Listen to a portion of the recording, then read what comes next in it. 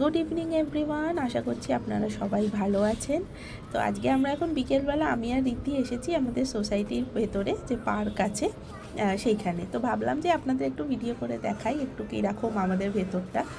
তো এইটা হচ্ছে একটা ছোট্ট মতন পার্ক, এখানে একটু বসার জায়গা আছে। এই পার্কের পাশেই ব্যাডমিন্টন কোর্ট আছে, টেনিস কোর্ট আছে, আর একদিকে আছে আপনার ক্রিকেট খেলার একটা গ্রাউন্ডও আছে। তো খুব ভালো করে এরা মেনটেন করে।